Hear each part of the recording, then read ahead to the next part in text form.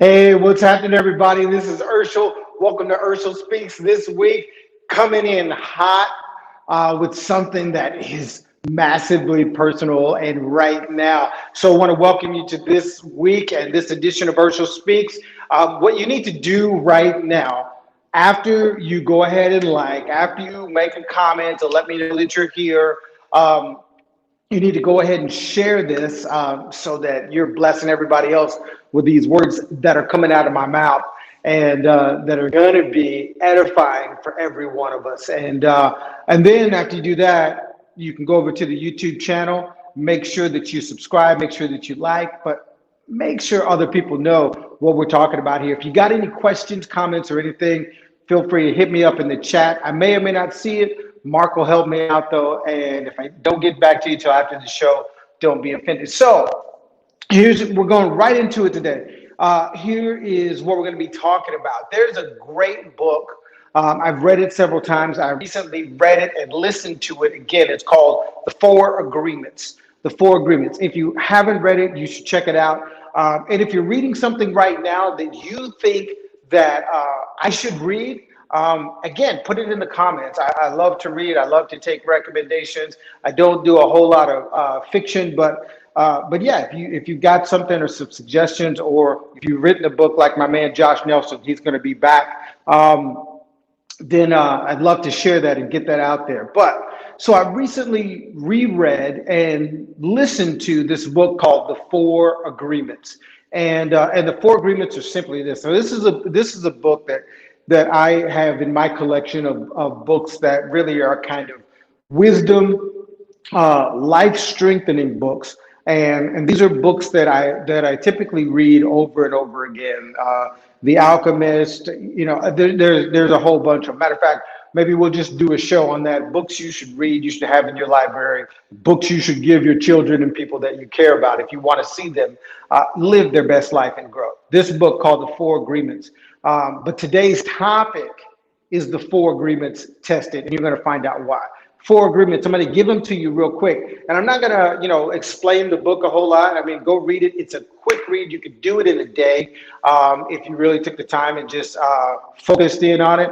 But it's a book, and I'll just say this one last time. It's a book that you need to marinate on. You need to take these four agreements, think about them, and it's a progressive application. So here are the four agreements real quick so that you'll understand the context of the story that I'm going to give you right after this. Something that happened to me in the wee hours of the morning.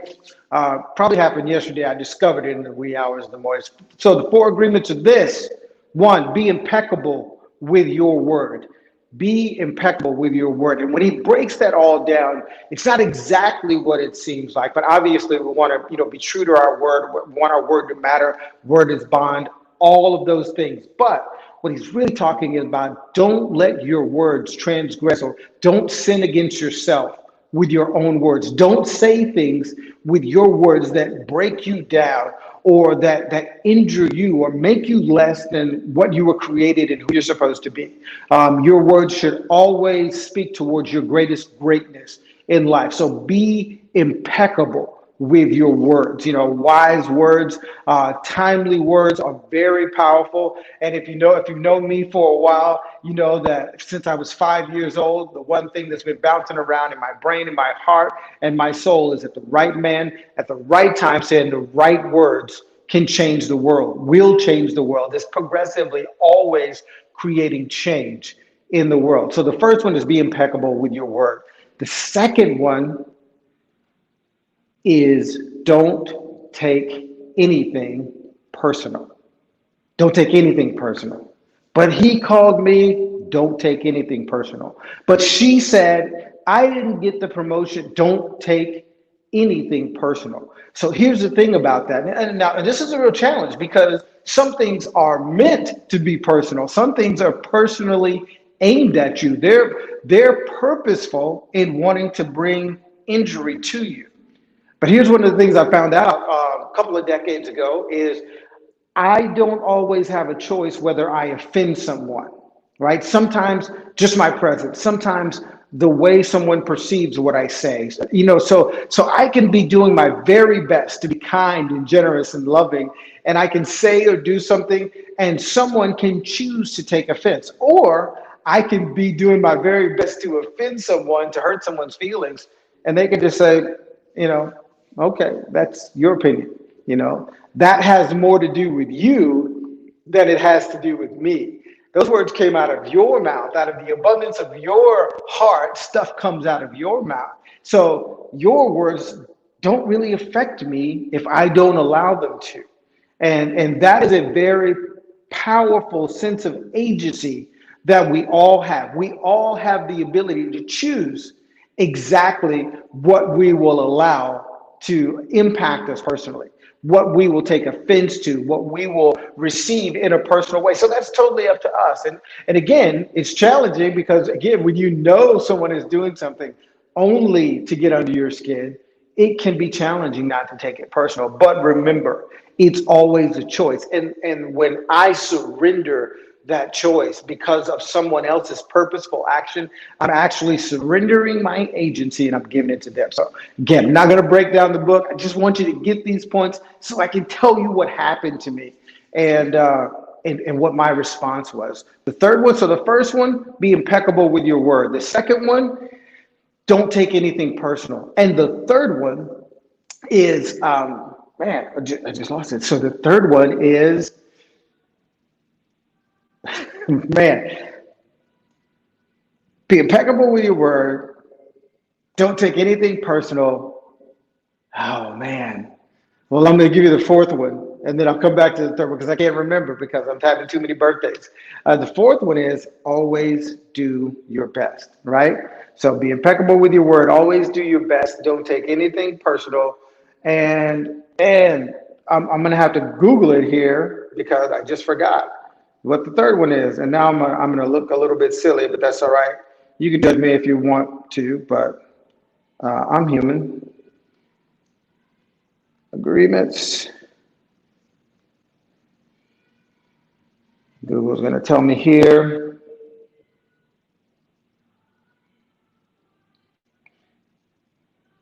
Oh man, they're making it too hard for me. Anyway, I'll come back to you. I'll post it later. But so here's the deal. Here's what happened to me. I don't want to waste too much of your time because again, we're quick hitting with all of these. So here's what happened to me yesterday. Well, let me back up just a little bit. A couple of months ago, I encountered some people, actually maybe about 3-4 months ago. And this encounter actually kind of took me back and caused me to go back to some things I'd been doing before I started the investment company, which has to do with financial products and helping people in regards to retirement and building wealth, and being a wealth strategist is what I used to label myself as. And then we started the investment company. Then after that, I went and started working with veterans, working with entrepreneurs, all this while just being an entrepreneur myself.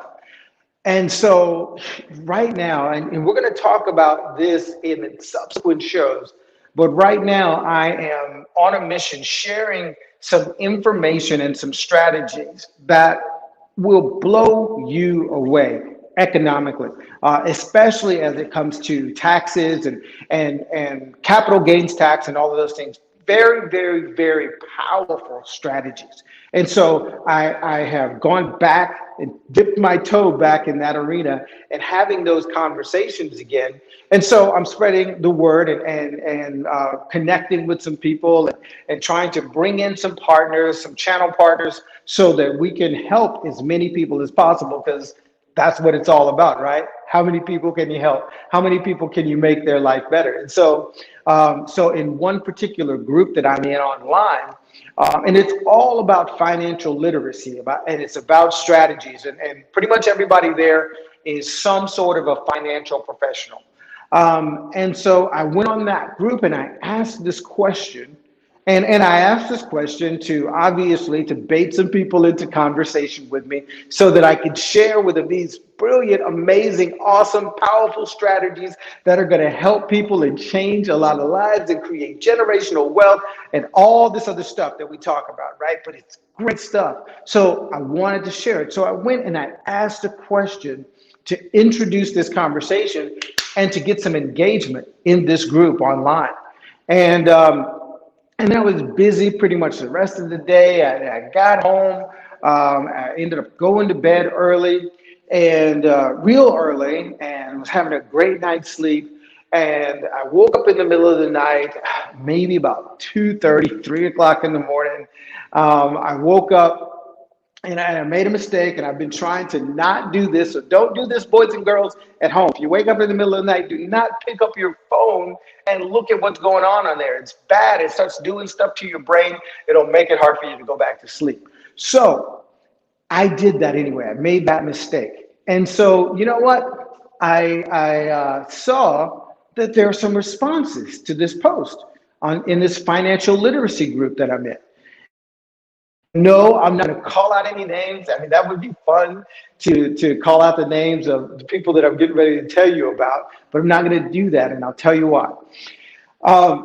So I go and I look and I see that there are these comments, and the first thing that happens, the first two comments, are the people made assumptions about what I was talking about. They said, "Oh, that sounds like this. Oh, that sounds like that," right? They made an assumption. And so I was happy to say, no, that's not it. And I left a little clue that I know no one would guess unless they knew. I put a little clue at the end, and I said, no, it's not it. And then the first guy that commented, here's what he did. He, underneath that, posted a screenshot with my name on it. And then he posted another screenshot that says McKinney man goes to prison or is arrested for a Ponzi scheme where he stole $13.8 million. And in the post above that, where he had the other screenshot, it was my name and that individual's name in a company that we were both managers in, right? It's a company that I started that we were both managers in. Now, people who are close to me know about this. It's not something that I've talked about a ton, but I have no problem talking about it. But so I started a company, an investment company. I brought in a partner as a managing partner. He had his own company. I had my own company, and I created a parent company, and we worked together on this investment strategy.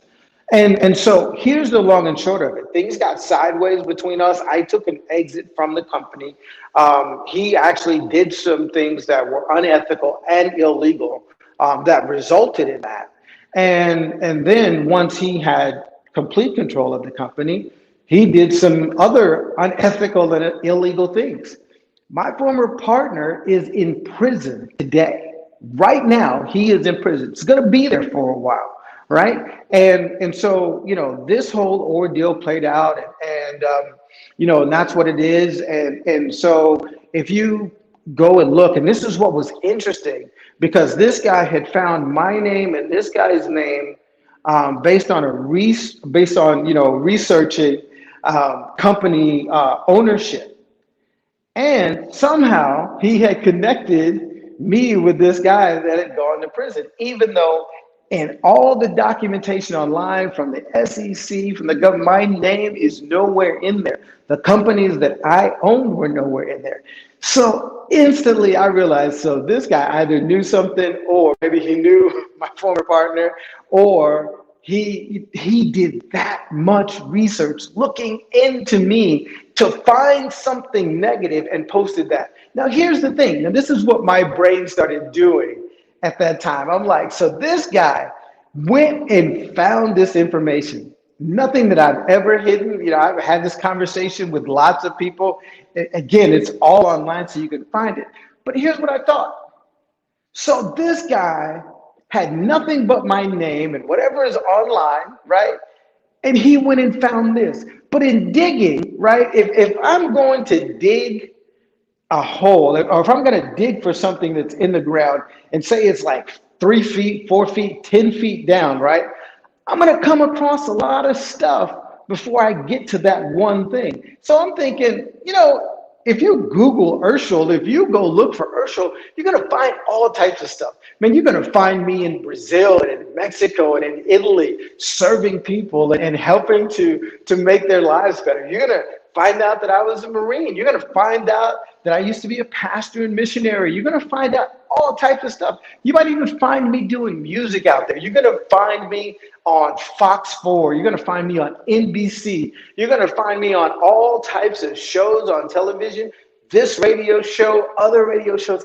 There's a whole lot of Urshel. And here's the thing about being Urshel and your name being spelled Urshel, like you see on the screen. There's not a whole lot of other people out there with that name. There's a guy that's an artist. I think he's in Arizona, Native American. There's some other people out there, but there's not a whole lot of us. So you're going to come up with a lot of stuff about me. And so much of that stuff is really good. And I can say that I'm proud of it. And very little of it is anything that I'm ashamed of or that I'm trying to hide or anything like that. I'm not trying to hide anything. I am who I am. But I'm like, this guy went and found this connection. How in the world did he find that connection and then chose to post it, right? So the reason why I call this the 4 agreements tested, because it put me in a situation at that moment where I had to make some decisions, right? And so my instinct is, and there are people who know me, people who are listening that know that I do have a particular set of skills and tools. And very often people call me to find out things about people, to do more than just a cursory background check or a Google search on an individual. And so instinct number 1 is, oh, we want to talk about dirt, right? That I can go find some dirt on you and post it for everybody, you know. So, but I wasn't going to do that, but it is a thought that came up, and then there's the other instinct to defend myself and to say blah blah blah, you know, all of these things and become defensive, and but what would that do? You know, first of all, if I start bad mouthing him, right, then that says something about me because I'm choosing to impugn the character of someone that I don't really know, right? And we're going to come back to this point because I'm going to tell you what the crux of this issue is for me, and then I think should impact our lives the most if we think about it. And so, you know, I wasn't going to go dig up stuff on him and try to make him look bad and impugn his character. I wasn't going to get defensive and try to explain away anything because really there isn't anything to explain. And it's something I'm very transparent about. And so, you know, again, so I'm looking at this situation and I'm looking at this reality that, you know, this guy has found this information, he's posted it.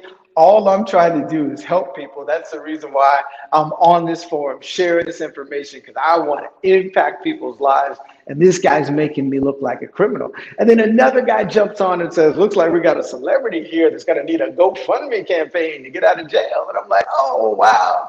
They're taking body shots at me and they don't even know me.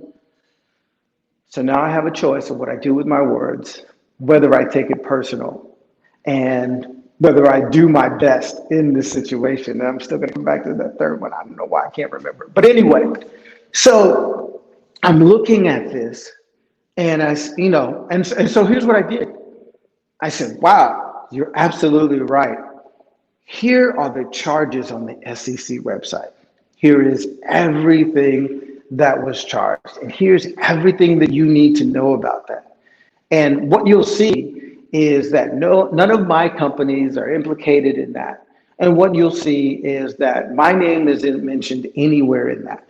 And my former partner is in prison. If you have any other questions, obviously, you know where you can find me. And then I just kind of left it at that, but I left some posts. So anybody that wanted any more information about that situation could find it. But they can also find out that there's no dirt, there's no stink attached to my name on that. You know, again, lots of business partnerships don't end up the way they start out. And that was the reality of my situation in that circumstance. And so, you know, so again, I thought about that. I did, give a polite comment to the person that said I needed a GoFundMe account. I mean, if you want to donate money, listen, you can go to my website and you can buy some courses, you can do whatever. I'm taking all types of money, any type of money you want to give. I'm not rejecting that. But here's the deal. I looked at that and I thought about it. I didn't get mad at this guy. For a few seconds, I had to wrestle with taking it personally because, again, I'm trying to help. You're trying to make me look bad and you don't even know me. You took the time to go out and find the one thing that you could find out there to make me look bad. And, that's a lot of effort on his part to go find that information. But then I thought about it, and I thought about how does this apply to me? And how often do I find myself in that situation? And even with what I thought, would be the appropriate response to what this individual did online, I thought, you know what? I don't know why he did that. I don't know what his motivation was. Maybe he feels like, he has a responsibility to the people in this group, whatever the case may be. But there's no good reason for me to judge him for what he did. There's no good reason for me to take it personal. And here's the reason why. Part of what he did is something that we do often and that happens all the time. If a politician I don't like says something, or just go look on the news. If you go to Fox News and you see, and they say something about Joe Biden or Kamala Harris or, someone that's a Democrat or AOC or anything like that, when you look at the picture, when they post about that person, they find the worst picture with the worst expression on their face and looking stupid or making Joe Biden look like, he's about to fall asleep. Or if you go over to CNN or to, a more liberal news source, and if they're posting something about Mitch McConnell or Donald Trump or anyone else, they're always using what they do is they find the worst moment that they can, the worst expression that they can. And then they use that to try to impugn that person or make them look bad. And I think about how many times in my life and in the lives of people around me that we look at someone and we look at them and take a snapshot of that one mistake. We take a snapshot of that worst moment or that bad moment in their life. It's not a panoramic picture of their life in total. It's not, we don't look at it and say, here's their best moments, or this is who they really try to be, or this is their motivation, or their pain, or their hurt, or what they've been through, or where they come from. We don't care about putting it in the full perspective of that human that we're talking about. If we don't like them, we will take them at their worst moment and we will assign that to them forever. And we will tell everybody, we'll do what this guy did. He posted on the internet and said, look, this guy is associated with someone who went to prison. Yes, I am. He's probably not the only one. And this was a guy that I went to work and I told him I loved him every day. This is a guy that I considered a brother, but that's what he did. And you know what? Even with him, that's his worst moment. It's probably the worst thing he's ever done in his life. And there are so many other reasons why I called him brother, why I told him I loved him when I went to work. There are so many other great things about this individual. The reason why this is the 4 agreements tested, I was tested in how I was going to respond to these things. But we're all tested every time we deal with a situation, every time we deal with someone or a circumstance, every time we see something, every time the news feeds us something or we read something, we have a choice to say, in this instance, I may not agree with what you did. You may have really screwed up. But this is not the sum total of your character. This is not the culmination of your entire body of work in your life. There are so many times, think about people who have done bad things, really bad things. And then think about how many people love them. Think about how many people that they love. Think about how many generous things that there is. And this isn't to excuse the fact that bad people do bad things and you have to be punished and there's consequences for actions. What I'm saying is the danger that we fall into is to look at a person, to take a snapshot of that moment, to take a picture of that moment or even that phase of their life and assign that to them with an indelible marker that shows no grace, that pretends that you don't have any bad moments. You know, when I recorded a CD years ago, one of the things that became really, really, really clear to me in that moment is that every note that I sing into this recording, whenever we say, you know, this is good, let's put it on wax and put it out, that note is immortal. That note is going to live on as long as one of these CDs or this recording exists. And there's no changing that note. But even that note doesn't represent every song that I sang, every note that I ever sang. And if I hit one bad note, then, that was one bad note at that moment in time. And what I want to make sure that I'm always doing is giving room to see the best in people. If I'm going to take a snapshot, if I'm going to consistently categorize people, then I want to do it with the best version of them. And here's part of the reason why. There's a strange passage of scripture in the Bible that says if you receive a prophet in the name of a prophet, you'll receive a prophet's reward. And so that's kind of not the type of language that we use today. But basically what that is saying is that if you receive a person at the highest level that person is, then what you get from that person is the highest level of what you can receive, right? If you say, well, that's just another this or that's just another that, or you see someone and maybe they're a custodian in the building where you work and you say, well, that guy is just a custodian, you have no idea what type of wisdom he might have. Just like we talked about in the previous week with my Mr. Wendell and the homeless man that gave me so much knowledge and said, never let them think you're not dangerous. Keep changing the world. Didn't know anything about me. He's kicking knowledge like he was a college professor.